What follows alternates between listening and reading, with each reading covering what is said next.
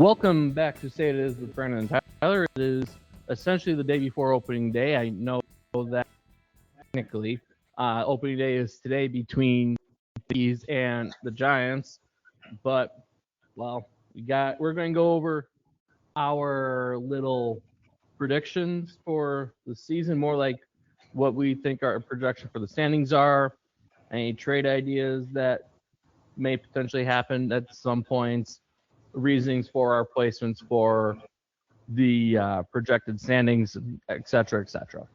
So Tyler, you want to start it off with what you got? Well, I think I'll agree on you on the AL Central here. Cleveland's probably going to be at the top, or Detroit.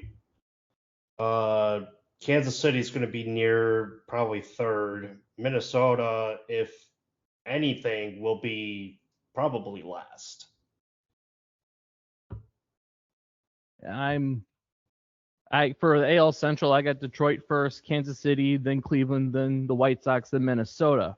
So I have Detroit at 87 to 91 wins, Kansas City 85 to 90 wins, Cleveland 85 to 87 because Devil Magic, and their entire team is powered by Jose Ramirez and the pitching staff.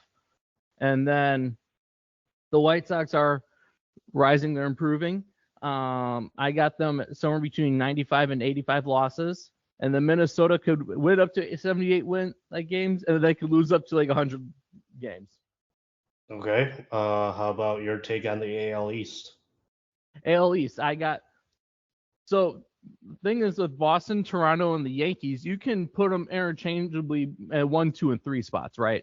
So, I have Toronto at 1 with 87 to 92 wins. The Yankees have 86 to 90. Boston have 85 to 91. And then, funny enough, Baltimore I have 85 to 90. And then Tampa I have 500. So 500, when I put that in, is going to be plus or minus 2 wins from 81 and 81. So what for the AL East? AL East doesn't really matter to me. So it's a bloodbath. Yeah, I would say Toronto, Boston, Tampa Bay, and then Baltimore is last. Really?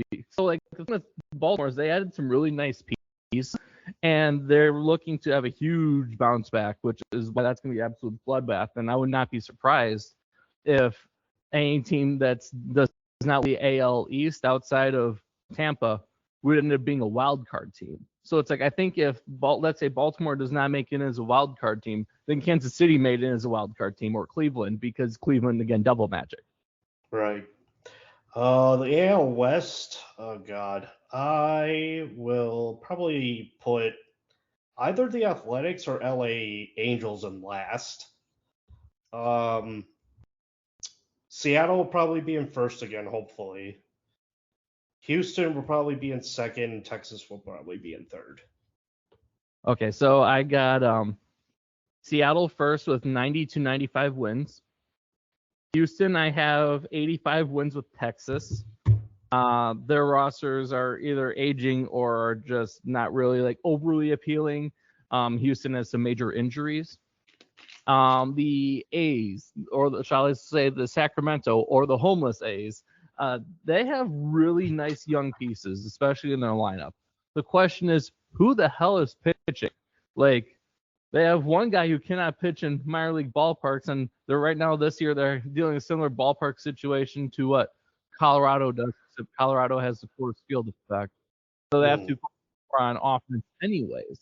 And then, so I have them at 77 to 83 wins, and then the Angels I have last in the AL West, ranging anywhere between 105 and 95 losses.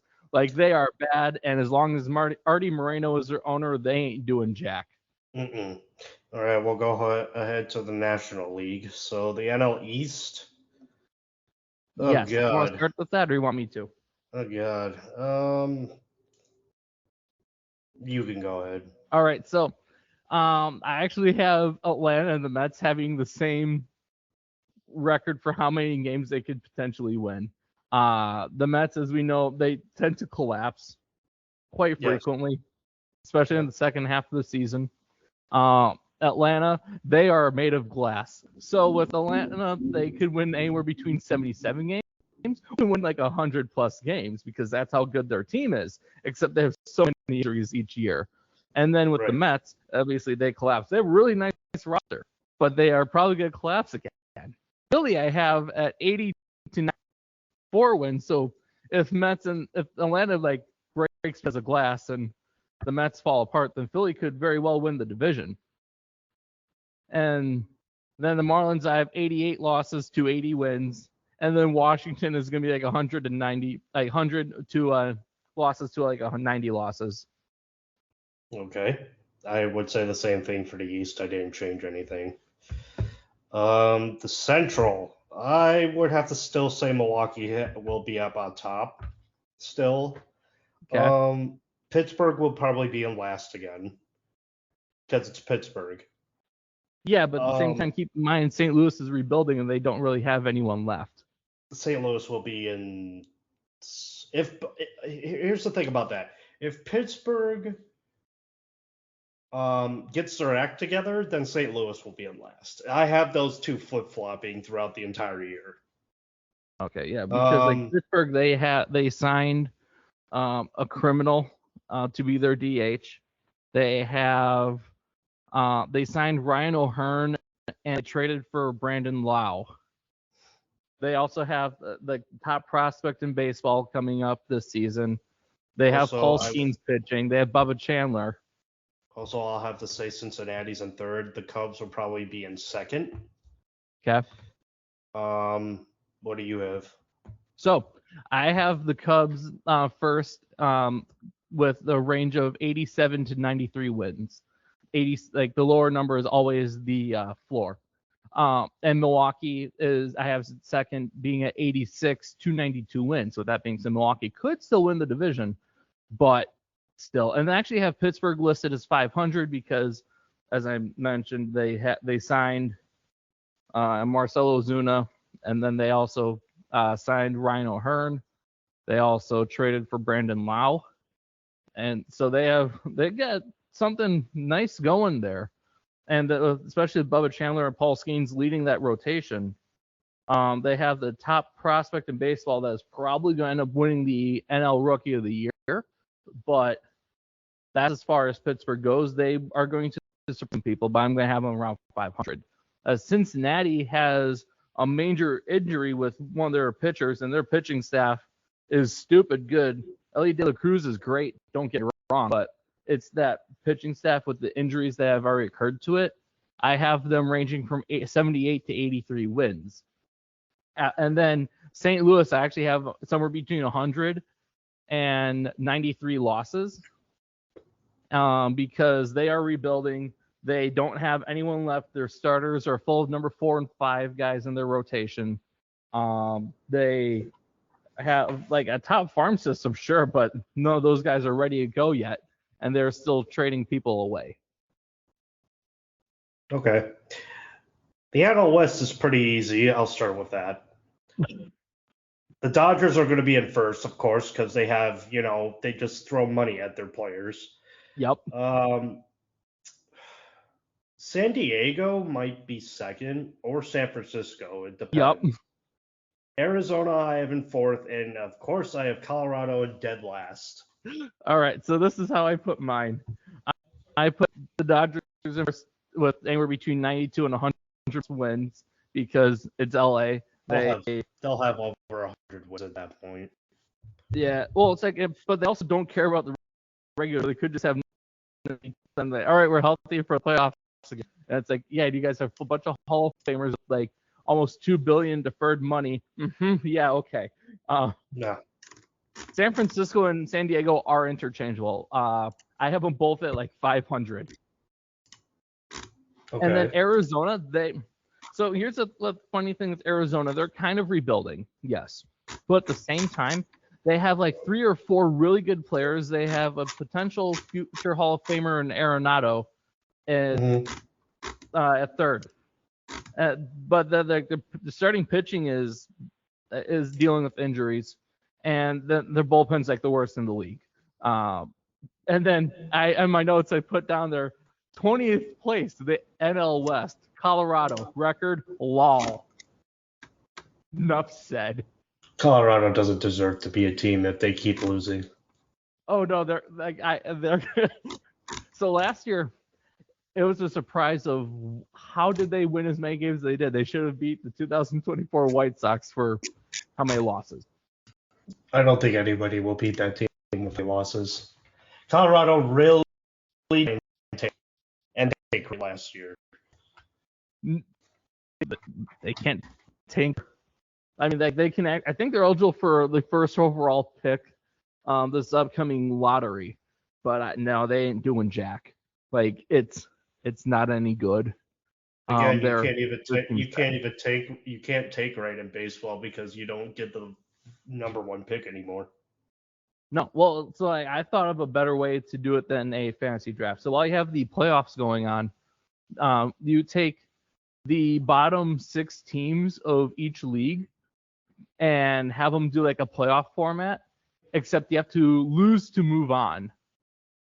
So whoever loses the most in the playoffs for the losers bracket gets a number 1 pick.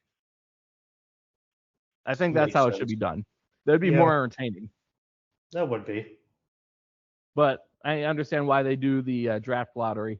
And they have a draft lottery set for like I think the 9 lowest records or 8 lowest records, whoever could potentially get the number 1 seed, but pick. But if you have that bad of a season too many years in a row, and you become eligible for number 1, and the highest or the lowest you can pick is like 10th. The playoffs, you're not going to be part of the lottery at all.